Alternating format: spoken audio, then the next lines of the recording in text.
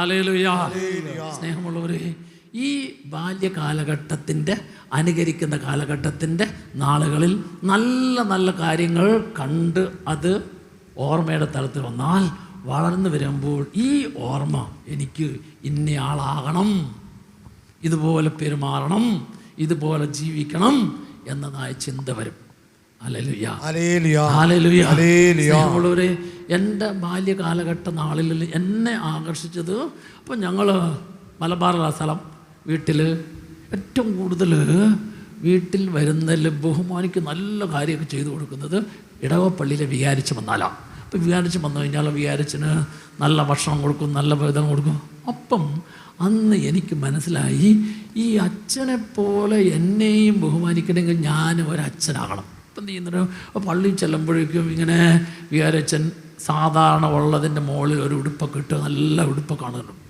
അതുപോലെ തന്നെ തിരുവോസ്തി എടുത്തുയർത്തും. അന്ന് തിരുവോസ്തി നടത്തില്ല. അപ്പം എന്ത് ചെയ്യും, ഇത് കണ്ടിട്ട് വീട്ടിൽ വന്ന് കഴിയുമ്പോഴേക്കും അന്ന് തണുപ്പിൻ്റെ സമയത്തൊക്കെ എടുത്തിടുന്ന, അപ്പനൊക്കെ എടുത്തിടുന്ന കോട്ടുകളുണ്ട്. അപ്പോൾ സാധാരണ പോലെ അങ്ങനെ കോട്ടൊക്കെ എടുത്തിട്ടിട്ട്, അപ്പോൾ ഞങ്ങളുടെ മലബാറിലൊക്കെ ഈ കപ്പ, വാട്ടുകപ്പയുണ്ട്. ആ വാട്ടുകപ്പ എന്ന് പറഞ്ഞാൽ അത് നല്ല വീതിയിലാണ് വെട്ടിയിടുന്നത്. അപ്പോൾ ആ വീതിയിൽ വെട്ടിയിടുന്നതായ ഒരു ഇതെടുത്ത് ഒരു പ്ലേറ്റിനകത്ത് വെച്ച് ഒരു ഗ്ലാസ്സിനകത്ത് വെള്ളമൊക്കെ ഒഴിച്ചിട്ട് ഞാനിപ്പോൾ എന്ത് ചെയ്യാൻ പോകണമെന്നറിയാമോ, ഞാൻ അച്ഛനായിട്ട് കുർബാന ചെല്ലാൻ പോവാം.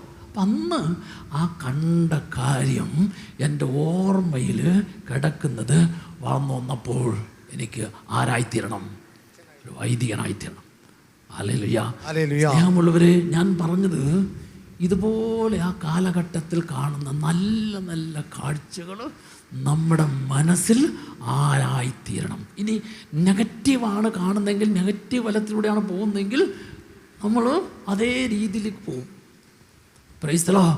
അപ്പോൾ ഇന്ന് കുടിയനായിത്തീർന്നത് അപ്പൻ്റെ മദ്യപാനം, ഇന്ന് പല വിധത്തിലുള്ള നെഗറ്റീവ് പ്രവണതകളിലേക്ക്, അതുപോലെ തന്നെ ക്രിമിനൽ ബാക്ക്ഗ്രൗണ്ട്, അതിലേക്കൊക്കെ പോകുന്നത് ഈ ബാല്യകാലഘട്ടത്തിൻ്റെ നാളുകളിൽ കണ്ടതും മനസ്സിലാക്കിയതും വായിച്ചതും കേട്ടതുമായ കാര്യങ്ങൾ ഈ പഞ്ചേന്ദ്രിയങ്ങളിലൂടെ കടന്നു വന്ന് അത് പിന്നീട് എന്നെ അങ്ങനെ നയിക്കാനിടയായിത്തീർന്നു. Praise the Lord. Praise the Lord. Hallelujah. ബാല്യകാലഘട്ടത്തിൽ നിന്ന് അടുത്ത കാലഘട്ടമാണ്, 5ാമത്തെ കാലഘട്ടമാണ് കൗമാര കാലഘട്ടം. ഈ കൗമാര കാലഘട്ടത്തിൻ്റെ ഏറ്റവും വലിയൊരു പ്രത്യേകത ശാരീരികമായിട്ടുള്ള അവയവങ്ങളിൽ വരുന്ന വ്യതിയാനമാണ്. ഈ ശാരീരികമായ അവയവങ്ങൾ, ലൈംഗിക മേഖലകളിൽ വരുന്ന ആ വ്യതിയാനങ്ങളെക്കുറിച്ച് കൃത്യമായിട്ട് അപ്പനോ അമ്മയോ അധ്യാപകരോ പറഞ്ഞു കൊടുക്കുന്നില്ല എങ്കിൽ ഈ കൗമാര കാലഘട്ടത്തിലൂടെ കടന്നു പോകുന്ന കുഞ്ഞിന്, അല്ലെങ്കിൽ ഒരു ആൺകുട്ടിക്ക് ഒരു പെൺകുട്ടിക്ക്, ഈ പെൺകുട്ടിക്ക് പല വിധത്തിലുള്ള ജിജ്ഞാസകൾ വരും, പല വിധത്തിലുള്ള ലജ്ജയും ഭയവും വരും. ഇനി ആ നാളുകളിൽ ഏതെങ്കിലും വിധത്തിൽ ലൈംഗികമായിട്ട് ദുരുപയോഗപ്പെട്ട കൗമാര കാലഘട്ടത്തിൻ്റെ നാളുകളിൽ മനസ്സിലാക്കുന്ന മുറിവ്, അത് വളർന്നു വരുമ്പോൾ സംഭവിക്കുന്നത് ഒന്നുമില്ലെങ്കിൽ ലൈംഗിക മേഖലകൾ വളരെ അരാജകത്വമുള്ള വ്യക്തിയായി മാറും. അതുപോലെ തന്നെ അങ്ങനെയുള്ള അന്ന് കൗമാര കാലഘട്ടത്തിൽ ഈ മേഖലയിൽ മുറിവേറ്റെങ്കിൽ, ദുരുപയോഗിക്കപ്പെട്ടെങ്കിൽ, ആ ദുരുപയോഗിക്കപ്പെട്ട വ്യക്തി വളർന്നു വരുമ്പോൾ പലരെയും ദുരുപയോഗിക്കുന്നതായ ആ പ്രവൃത്തിയിലേക്ക് പോകും. Price the Lord. അപ്പോൾ കൗമാര കാലഘട്ടത്തിൻ്റെ നാളുകളിൽ ലൈംഗിക മേഖലകൾ ദുരുപയോഗിക്കപ്പെട്ടു കഴിഞ്ഞാൽ ഇന്നത്തെ സ്വഭാവത്തിൻ്റെ മേഖലയിൽ, ലൈംഗിക മേഖലയിൽ പല വിധത്തിലുള്ള പാപത്തിൻ്റെ ജഡികമായ പ്രവണതയുടെ അടിമത്തത്തിലേക്ക് പോകാനിടയായിത്തീരും. Praise the Lord. Praise the Lord.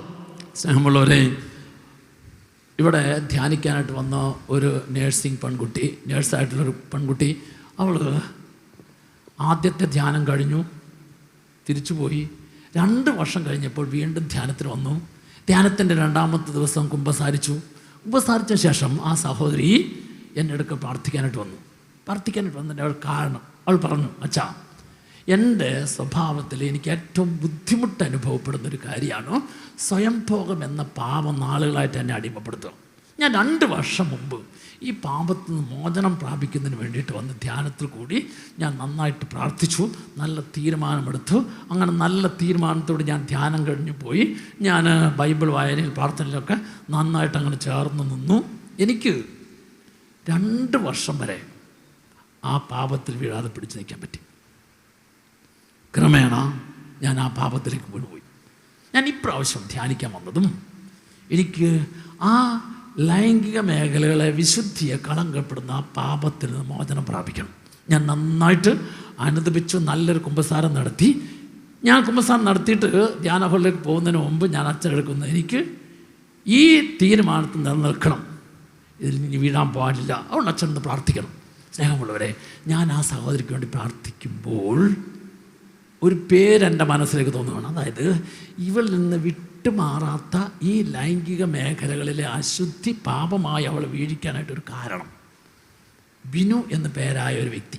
ആ ബിനുവിൻ്റെ പേരാണ് കിട്ടുന്നത്. ഞാനപ്പം ആ പ്രാർത്ഥിക്കാനായിട്ട് നീട്ടി കൈ പുറകോട്ട് മേടിച്ചു. എന്നിട്ട് ഞാൻ ഈ ബിനുവിൻ്റെ കാര്യം ചോദിച്ചു.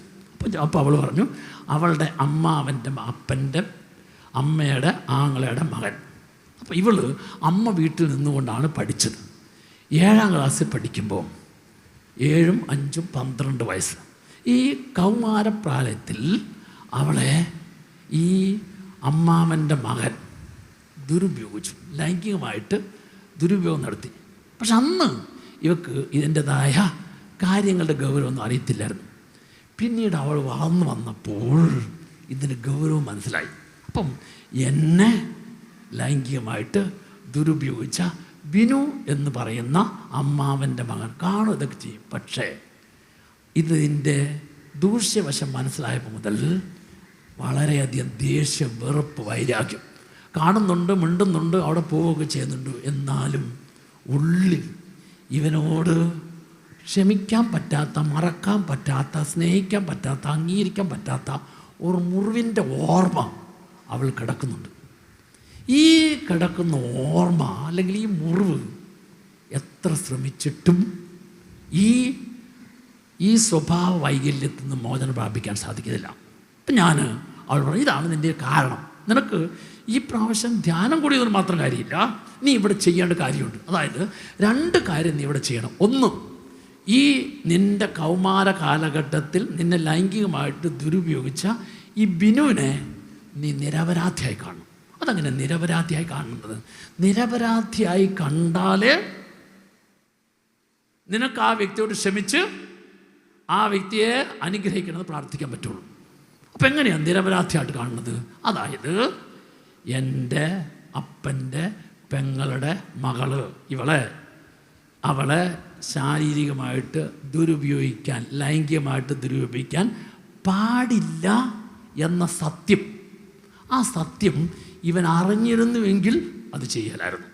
അപ്പം അവൻ അങ്ങനെ ചെയ്തെങ്കിൽ അങ്ങനെ ചെയ്യാൻ പാടില്ല എന്ന അറിവ് അവനില്ലാതെ പോയി. ആ ചെയ്യാൻ പാടില്ല എന്ന അറിവ് ഇല്ലാതെ പോയത് കൊണ്ടാണ് അത് ചെയ്തത്. അപ്പോൾ അറിവില്ലാതെ പോയത് അങ്ങനെ ചെയ്തെങ്കിൽ ആ ചെയ്തതിന് മുമ്പിൽ അറിവില്ലാതെ ചെയ്ത വ്യക്തി നിരപരാധിയാണ്. ഇങ്ങനെ കാണാൻ പറ്റുള്ളൂ. അപ്പം നിരപരാധിയാണെങ്കിൽ ഞാൻ എന്ത് ചെയ്യണം? ഈ നിരപരാധിയായ വ്യക്തി എനിക്ക് തന്ന മനസ്സിൻ്റെ മുറിവിനെ, നൊമ്പരത്തെ മുറിവുകൾ ഏറ്റെടുക്കുന്ന ഈശോയുടെ കരങ്ങളിലേക്ക് കൊടുത്തിട്ട് അവനെ, രണ്ടാമത്തെ കാര്യം, അവനെ അനുഗ്രഹിക്കണമെന്ന് പ്രാർത്ഥിക്കണം. അനുഗ്രഹിക്കണമെന്ന് പ്രാർത്ഥിച്ചാൽ ഇവിടെ 2 വിധത്തിലുള്ള സൗഖ്യം നടക്കും. ഒന്ന്, ഇവൻ അനുഗ്രഹിക്കപ്പെടാത്തത് കൊണ്ടാണ് ഈ പാപം അല്ലെങ്കിൽ ഈ പ്രവൃത്തി ചെയ്തത്. അനുഗ്രഹിക്കപ്പെട്ടാൽ ആ പ്രവൃത്തി അവന് ചെയ്യാൻ പറ്റിയല്ല. അപ്പം എന്ത് ചെയ്യും? ഞാൻ ഇന്ന് ആ വ്യക്തി അനുഗ്രഹിക്കപ്പെടണേ എന്ന് പ്രാർത്ഥിക്കുമ്പോൾ ആ വ്യക്തി അനുഗ്രഹിക്കപ്പെടുന്നതിന് തടസ്സമായിട്ടുള്ളതിനെ അനുഗ്രഹിക്കാൻ കഴിവുള്ള കർത്താവ് മാറ്റിക്കൊടുക്കും. 2, ഞാൻ അങ്ങനെ പ്രാർത്ഥിക്കുമ്പോൾ എൻ്റെ ഉള്ളിൽ നിന്ന് ആ വ്യക്തിയോടുള്ള ദേഷ്യം, വെറുപ്പ് മാറും. അപ്പം ഞാൻ പറഞ്ഞു, നീ ഈ ഒരു ബോധ്യം വെച്ചിട്ട് ഈ ആഴ്ചയിൽ ധ്യാനത്തിൽ ആന്തരിക സൗഖ്യത്തിൻ്റെ ക്ലാസ് കേൾക്കുമ്പോൾ അതിനുശേഷം ആരാധനയിൽ നീ അന്ന് അവൻ നിനക്കെതിരെ ചെയ്തത്, പെരുമാറിയത് മൂലം നിൻ്റെ മനസ്സിനേറ്റ മുറിവേൽക്കാൻ ഇടയായിത്തീർന്ന പ്രവൃത്തി അതിന് ഈശോയുടെ കരങ്ങളിൽ കൊടുത്തിട്ട് അങ്ങനെ ചെയ്ത ബിനു നിരപരാധിയാണെന്ന് കണ്ടിട്ട് നീ അവനെ അനുഗ്രഹിക്കണമെന്ന് പ്രാർത്ഥിക്കുമ്പോൾ നിൻ്റെ മുറിവുകൾക്ക് സൗഖ്യം കിട്ടും. നിൻ്റെ മുറിവുകൾക്ക് സൗഖ്യം കിട്ടുമ്പോൾ അതിന് കാരണമായി തീർന്ന അവൻ്റെ സ്വഭാവത്തിലെ ഈ വൈകല്യം ഈശോ മാറ്റി കൊടുക്കും. അപ്പം എന്താണെന്നറിയോ? നിന്നിലൂടെ നിനക്ക് സൗഖ്യവും സൗഖ്യം കിട്ടുന്ന നിന്നിലൂടെ ആ വ്യക്തിയുടെ സ്വഭാവത്തിലെ വൈകല്യം മാറിക്കൊടുക്കുന്ന അനുഭവം. ഇതിനു വേണ്ടിയാണ് കർത്താവ് അങ്ങനെ ഒരു ഓർമ്മപ്പെടുത്തലും പ്രാർത്ഥനയും നിനക്ക് വേണ്ടിയിട്ട് ഒരുക്കി തന്നത്. അപ്പോൾ ഞാൻ അവൾ പറഞ്ഞു, നീ അങ്ങനെ ആന്തരിക സൗഖ്യ ആരാധന സമർപ്പിച്ച് പ്രാർത്ഥിക്കുക, നന്നായിട്ട് ധ്യാനം കുടിക്കുള്ളൂ, രണ്ട് കാര്യം ഈ മേഖലയിൽ ചെയ്യുക, നിനക്ക് പൂർണ്ണമായിട്ട് സൗഖ്യം കർത്താവ് തരും. സ്നേഹമുള്ളവരെ, ഞാനീ പറഞ്ഞ് അവളെ പ്രാർത്ഥിച്ചു, ധ്യാന ഹോളിലേക്ക് വീണ്ടും വിട്ടു. അവളുണ്ടല്ലോ ആ ആഴ്ചയുടെ ധ്യാനം കഴിഞ്ഞ് തിരിച്ചു പോകുന്നതിന് വീണ്ടും വന്ന് എൻ്റെ അടുക്കൽ പ്രാർത്ഥിക്കാനായിട്ട് വന്ന് പ്രാർത്ഥിച്ചു. അങ്ങനെ അവൾ സന്തോഷത്തോടെ തിരിച്ചു പോയി. ഏതാണ്ട് കുറച്ച് നാൾ, 2 വർഷത്തിലധികമായി കഴിഞ്ഞ ശേഷം ഇവൾ വീണ്ടും ധ്യാനിക്കാനായിട്ട് വന്ന് ധ്യാനത്തിൽ പ്രവേശിക്കുന്നതിന് മുമ്പ് അവൾ വളരെ സന്തോഷത്തോടെ എൻ്റെ അടുത്ത് അച്ഛനെ ഓർക്കുന്നുണ്ടോ? അപ്പോൾ അവൾ കാര്യമൊക്കെ പറഞ്ഞു, ഓർക്കുന്നുണ്ട് ഞാൻ ഈ ആഴ്ചയെ ധ്യാനിക്കാൻ വന്നത് എൻ്റെ വിവാഹ ആലോചനകളെല്ലാം നടന്ന് ഉറപ്പിച്ചിരിക്കുക. വിവാഹ ജീവിതത്തിലേക്ക് പ്രവേശിക്കുന്നതിന് മുമ്പ് ഞാൻ ഒരാഴ്ച ഡിവൈൻ ധ്യാനം കൂടി നന്നായിട്ട് പ്രാർത്ഥിച്ചൊരുങ്ങി ഈ ജീവിതാവസ്ഥയിലേക്ക് പോകാൻ വേണ്ടിയാണ് ഞാൻ ധ്യാനിക്കാനായിട്ട് വന്നത്. ഇത്രയും അവൾ പറഞ്ഞ ശേഷം അടുത്തത് അവൾ എന്നോട് പറയുകയാണ്, ഞാൻ 2 വർഷം മുമ്പ് ധ്യാനിക്കാനായിട്ട് വന്നപ്പോൾ അച്ഛനോട് ഞാൻ പറഞ്ഞൊരു കാര്യമുണ്ടല്ലോ, എന്നിലെ ഒരു പാപത്തിൻ്റെ പ്രവണത. അന്ന് ഞാൻ ആ ധ്യാനത്തിൽ കൂടി പ്രാർത്ഥിച്ചു പോയിട്ട് പിന്നീട് ഒരിക്കലും ഞാൻ ആ പ്രവൃത്തി ചെയ്തിട്ടില്ലെന്ന് മാത്രമല്ല, അങ്ങനെ ചെയ്യാനുള്ള ഒരു പ്രവണത പോലും എൻ്റെ ഉള്ളിലില്ലാതെ കർത്താവ് എന്നെ സംരക്ഷിച്ച് അനുഗ്രഹിച്ചു. നല്ലൊരു കയ്യടി കൊടുക്ക്. Price the Lord. ഇത് ഞാൻ ഒരു സംഭവത്തിലൂടെ പറഞ്ഞൊരു ഉദാഹരണം.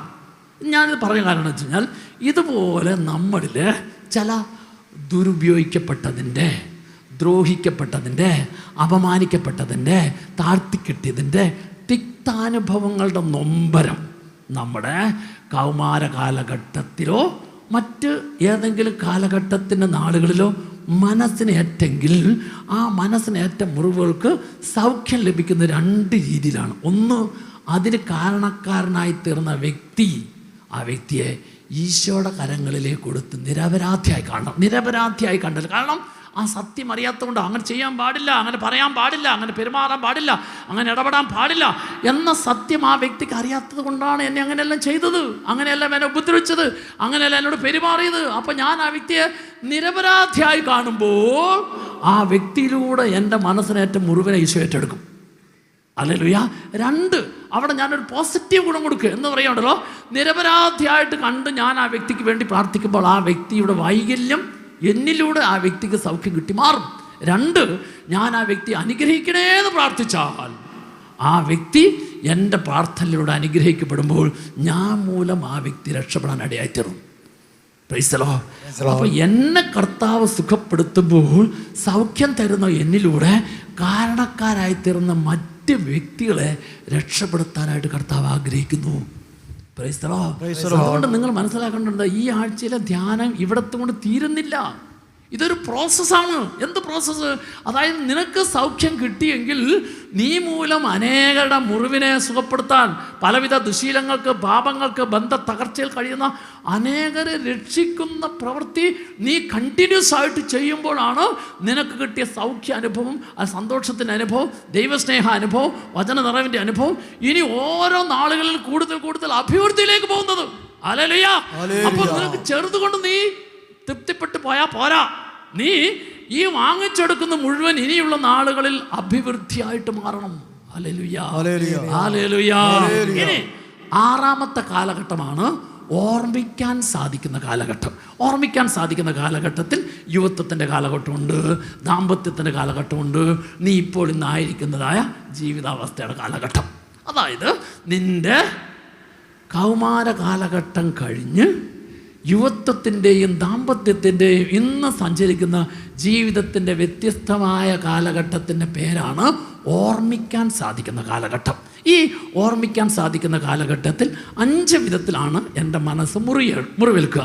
5 വിധത്തിലാണ് എൻ്റെ മനസ്സ് മുറിവേൽക്കുക. 1, വ്യക്തികളിലൂടെ. ഈ വ്യക്തികളിൽ എൻ്റെ അപ്പൻ പെടാം, അമ്മ പെടാം, ഭർത്താവ് പെടാം, ഭാര്യ പെടാം, സഹോദരങ്ങൾ പെടാം, അധികാരികൾ പെടാം, സഹപ്രവർത്തകർ പെടാം.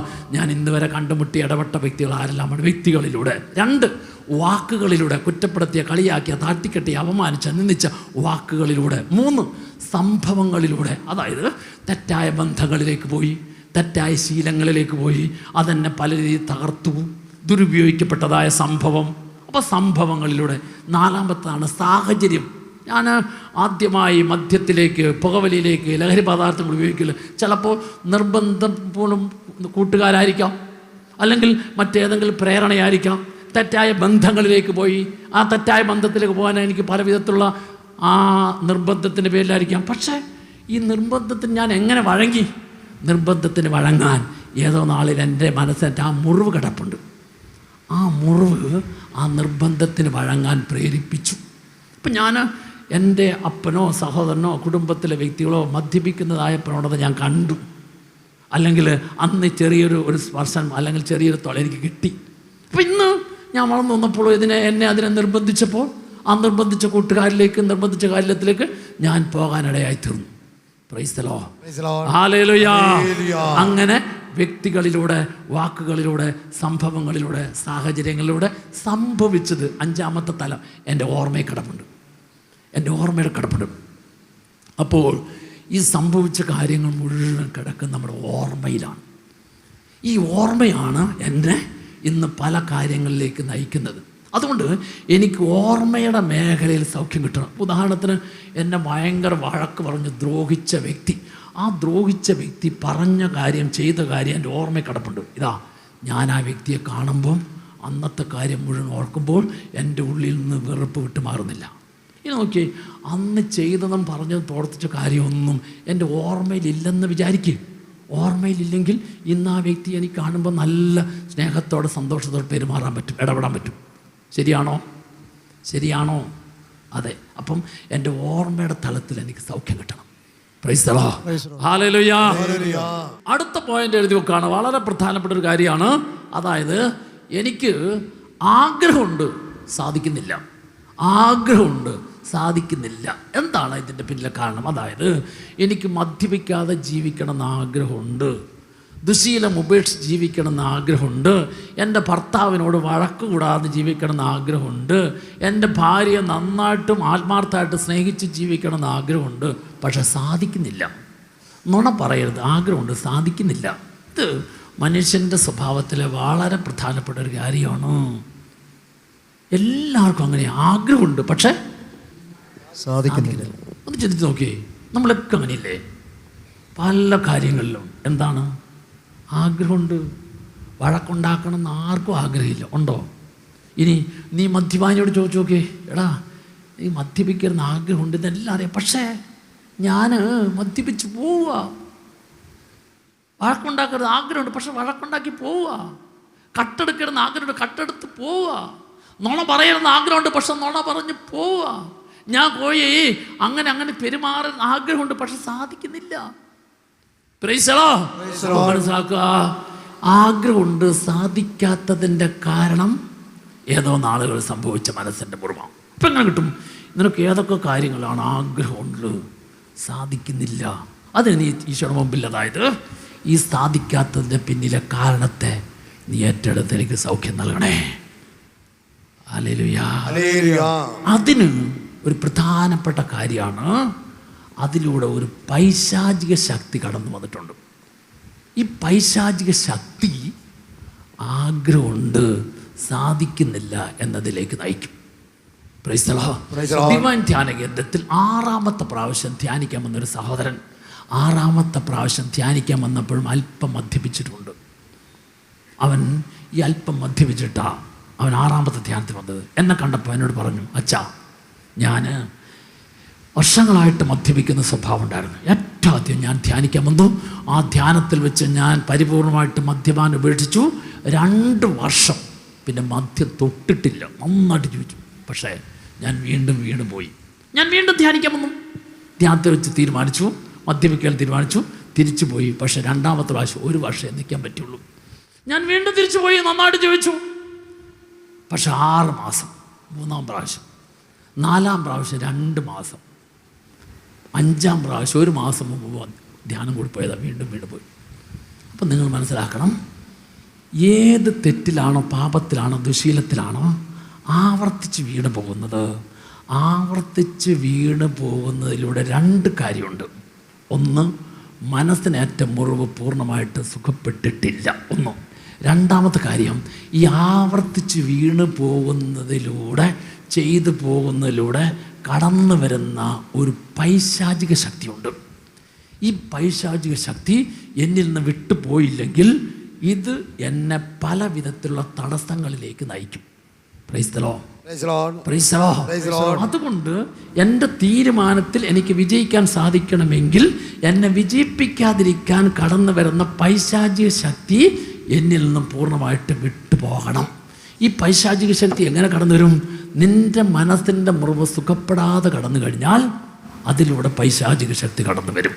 അപ്പം എനിക്ക് മനസ്സിലായി, ഇവനിൽ വിട്ടുമാറാത്ത സുഖപ്പെടാത്ത ഒരു മുറിവുണ്ട്. ആ മുറിവിലൂടെ ഒരു പൈശാചിക ശക്തിയുണ്ട്. ഞാൻ അവന് വേണ്ടി പ്രാർത്ഥിച്ചപ്പോൾ ഏത് കാര്യമാണ് അതിന് പിന്നീട് എന്തെങ്കിലും ഒരു അടയാളം കർത്താവ് തരും. അപ്പം ഞാൻ അവന് വേണ്ടി പ്രാർത്ഥിച്ചപ്പോൾ എനിക്ക് കിട്ടുന്ന ഒരു റോസിൽ ടീച്ചർ എന്ന പേരാണ്. അതായത് റോസിൽ ടീച്ചറും ഇവൻ്റെ വിട്ടുമാറാത്ത ഈ മദ്യപാന ദുശീല സ്വഭാവം തമ്മിൽ ബന്ധമുണ്ട്. അപ്പം ഞാൻ അവനോട് സംസാരിച്ചപ്പോൾ അവനെ 10ാം ക്ലാസ്സിൽ കണക്ക് പഠിപ്പിച്ച ടീച്ചറിൻ്റെ പേരാണ് റോസിൽ ടീച്ചർ. ഇവന് മറ്റ് വിഷയങ്ങളൊക്കെ നന്നായിട്ട്, കണക്ക് വളരെ ബുദ്ധിമുട്ടാണ്.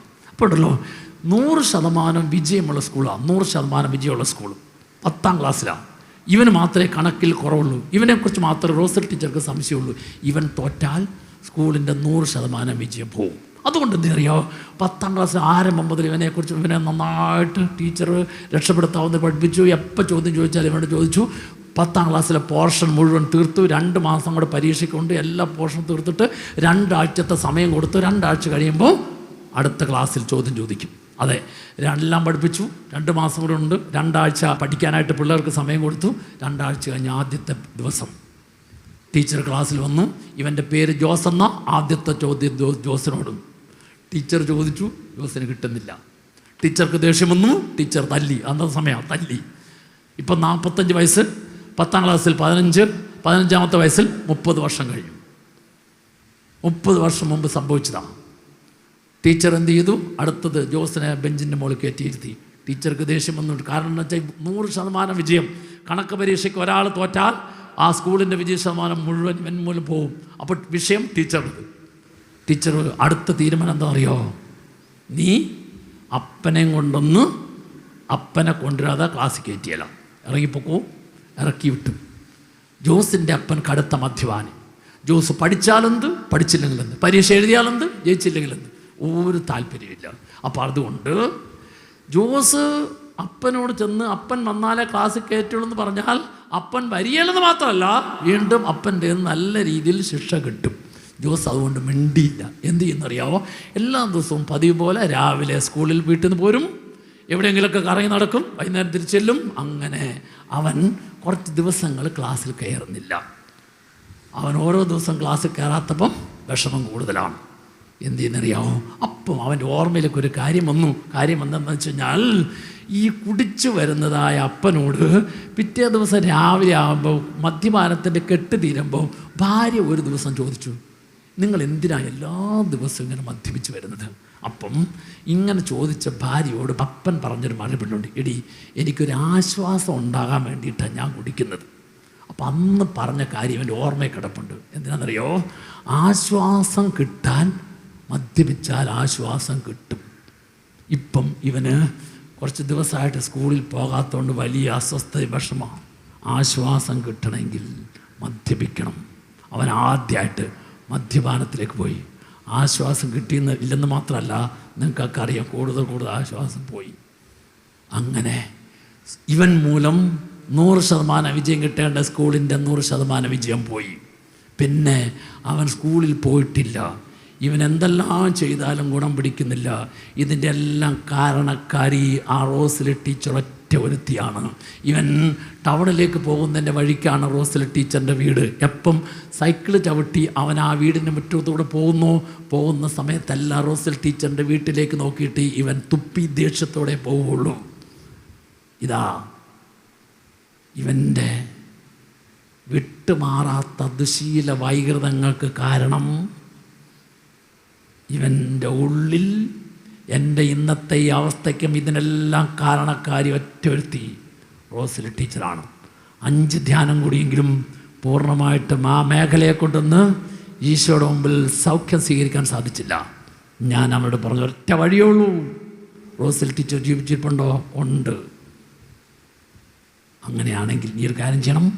ഈ ധ്യാനത്തിൽ അന്ന് 30 വർഷം മുമ്പ് 15 വയസ്സുള്ള നിനക്ക് അതിൻ്റെ കാരണം, സംഭവം, സാഹചര്യം ഈശോയുടെ കരങ്ങളിലേക്ക് സമർപ്പിച്ചിട്ട് നീ റോസൽ ടീച്ചറിനെ ഉള്ളിലെ വെറുപ്പ്, ദേഷ്യം, ആ ഓരോ പ്രാവശ്യം വഴിയിലൂടെ പോകുമ്പം തുപ്പുമ്പം നിൻ്റെ ഉള്ളിലുള്ള വൈരാഗ്യമില്ലേ, അത് ഈശോയ്ക്ക് സമർപ്പിച്ചിട്ട് ഈശോയുടെ തിരുരക്തത്താൽ കഴുകാൻ, അങ്ങനെ ആ ടീച്ചറിലൂടെ നിൻ്റെ മനസ്സിനേറ്റ മുറിവുകൾക്ക് സൗഖ്യം കിട്ടാൻ നീ ആഗ്രഹിച്ച് പ്രാർത്ഥിക്കണം. ടീച്ചറെ അനുഗ്രഹിക്കണം, പ്രാർത്ഥിക്കണം. അവൻ ആ ആഴ്ചയിലെ ധ്യാനത്തിൽ ഇതുപോലെ പ്രാർത്ഥിച്ചു. നല്ല സൗഖ്യം, മാനസിക ആരോഗ്യം, സന്തോഷം അവന് കിട്ടി. അവൻ ധ്യാനം കഴിഞ്ഞ് തിരിച്ച് എൻ്റെ അടുത്ത് വന്നു. എന്തു ചെയ്യുന്നു? അവൻ പറഞ്ഞു, ഞാൻ ഈ ധ്യാനം കഴിഞ്ഞ് നേരെ റോസൽ ടീച്ചറിൻ്റെ അടുക്കലേക്ക് ചെല്ലും. അവൻ ധ്യാനം കഴിഞ്ഞ് സന്തോഷത്തോടെ റോസൽ ടീച്ചറിൻ്റെ അടുക്കലേക്ക് ചെന്നു. അപ്പം എന്താണെന്നറിയോ, കുറച്ച് നാളായിട്ട് ടീച്ചർ ബെഡിൽ തളർന്ന് കിടക്കുക. നല്ല ഓർമ്മയുണ്ട്, ആൾ കൃത്യമായിട്ട് അറിയാം, സംസാരിക്കും, പക്ഷേ എഴുന്നേറ്റിരിക്കാൻ പറ്റിയില്ല. ഇതാ ഈ റോസൽ ടീച്ചർ കിടക്കുന്ന റോസൽ ടീച്ചറിൻ്റെ കാൽപാദത്തിൽ ഇരുന്നിട്ട് ഈ റോസൽ ടീച്ചർ കാലിൽ പിടിച്ച് ഈ ജോസ് കണ്ണീരോടെ മാപ്പ് ചോദിക്കുക. അങ്ങനെ കണ്ണീർ തുള്ളികൾ റോസി ടീച്ചറിൻ്റെ കാൽപാദത്തെങ്കിൽ ഇറ്റിറ്റ് വീണപ്പോൾ ആ കണ്ണീരിൻ്റെ നനവ് ടീച്ചറിൻ്റെ മനസ്സിന് ശക്തിയും ധൈര്യം കൊടുത്തിട്ടുണ്ടെന്നറിയോ. ആ നിമിഷത്തിൽ, ആ സ്നേഹത്തിൻ്റെ സന്തോഷ നിമിഷത്തിൽ കടന്നിരുന്ന റോസൽ ടീച്ചർ നേരെ ചാടി എഴുന്നേറ്റു എന്ന് പറഞ്ഞാൽ നേരെ കുനിഞ്ഞു. അപ്പോൾ ടീച്ചർക്ക് നല്ല നട്ടെല്ലിൻ്റെ അവസ്ഥയ്ക്ക് ബലം കിട്ടി.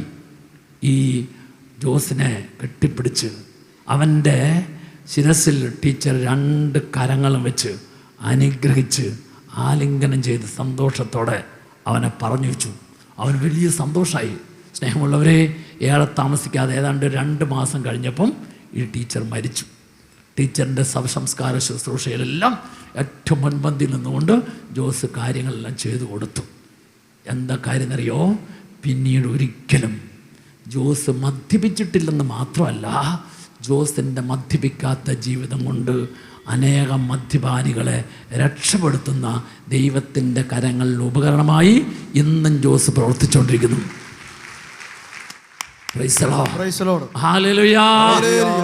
ഞാനും നിങ്ങൾ മനസ്സിലാക്കണം, ആഗ്രഹമുണ്ട്, സാധിക്കുന്നില്ല. ഈ സാധിക്കാത്ത ഏതെല്ലാം കാര്യമാണോ അതിൻ്റെ പിന്നിൽ ഒന്ന് മനസ്സിൻ്റെ ഒരു മുറിവുണ്ട്. ആ മുറിവിലൂടെ കടന്നു വരുന്ന ഒരു പൈശാചിക ശക്തിയുണ്ട്.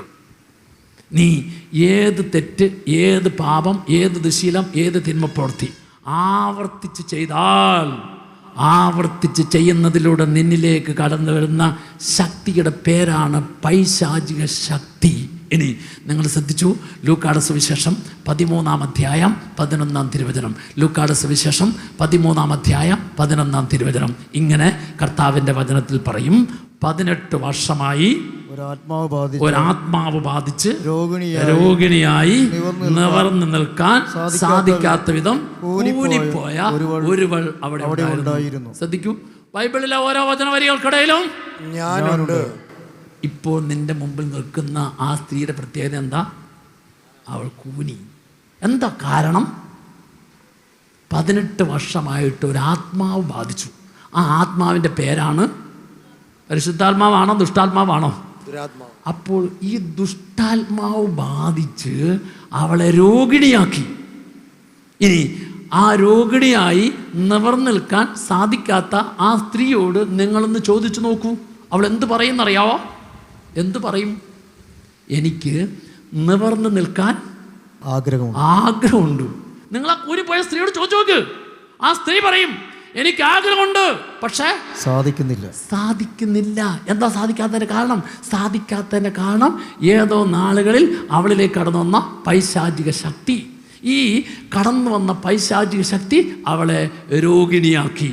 ഈ കടന്നു വന്ന പൈശാചിക ശക്തി എൻ്റെ കുടുംബത്തിൽ പലവിധത്തിലുള്ള തടസ്സങ്ങൾ, വിവാഹ തടസ്സം, ജോലി തടസ്സം, വസ്തു വിൽക്കുന്നതിനുള്ള തടസ്സം, അതുപോലെ തന്നെ വീട് പണിയാൻ തടസ്സം, വ്യത്യസ്തമായ തടസ്സങ്ങളുടെ എല്ലാം പിന്നിൽ ഏതോ നാളുകൾ കടന്നു വന്ന പൈശാചിക ശക്തിയുടെ ബന്ധനമുണ്ട്. ഈ പൈശാചിക ശക്തിയുടെ ബന്ധനങ്ങൾ വിട്ടുപോകാതെ കിടക്കുന്നതിന് കാരണം എന്താ? എൻ്റെ മനസ്സിൻ്റെ മുറിവ്. എങ്ങനെ ഈ മുറിവ് സുഖപ്പെടുന്നില്ല? എൻ്റെ ഉള്ളിൽ നിന്ന് വെറുപ്പ് വിട്ടുമാറുന്നില്ല, വൈരാഗ്യം വിട്ടുമാറുന്നില്ല. Hallelujah, hallelujah. അതുകൊണ്ട് നീ തിരിച്ചറിയേണ്ട കാര്യം എന്താ അറിയാവോ? ആഗ്രഹമുണ്ട്, സാധിക്കുന്നില്ല എന്നതിൻ്റെ പിന്നിൽ 2 കാരണങ്ങൾ. ഒന്ന്, ഏതോ നാളിൽ മനസ്സിനേറ്റ മുറിവ്. ആ മുറിവ് മൂലം ആവർത്തിച്ച് ചെയ്തു പോകുന്ന പാപം, ആവർത്തിച്ച് ചെയ്തു പോകുന്ന ദുശീലം, വിട്ടുമാറാൻ പറ്റാത്തതായ ചില പാപത്തിൻ്റെ പ്രവൃത്തി. ഈ പാപത്തിൻ്റെ പ്രവൃത്തികളിലൂടെ കടന്നു വരുന്ന പൈശാചിക ശക്തി നിന്റെ ജീവിതത്തിൽ പല വിധത്തിലുള്ള തടസ്സങ്ങൾ ഉണ്ടാക്കുന്നു. അപ്പോൾ 2 കാര്യം നിനക്ക് കിട്ടണം. ഒന്ന്, കാരണമായി തീരുന്ന മനസ്സിൻ്റെ മുറിവ് സുഖപ്പെടണം. 2, ആവർത്തിച്ച് ചെയ്തു പോകുന്ന പാപത്തിലൂടെ കടന്നു വരുന്ന പൈശാചിക ശക്തിയുടെ ബന്ധനത്തിന് വിടുതൽ കിട്ടണം. ഹല്ലേലൂയ.